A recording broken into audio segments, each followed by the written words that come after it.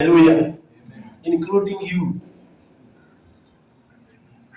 Including me. Thank you. Bwana Yesu asifiwe. In case you die, have hope. Because when you die in Christ, He will raise you.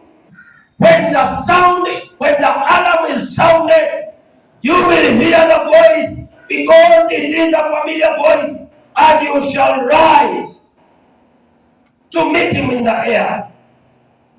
Have hope. Death is not final. Christ conquered it. He killed it.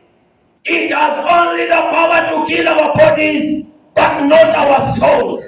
Our souls are precious before God.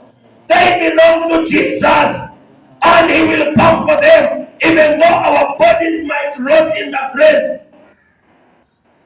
Whatever is of this world must remain in this world, and whatever is of God shall be captured into heaven with Him, and for Him forever. Hallelujah. Hallelujah. The issue here is not whether you live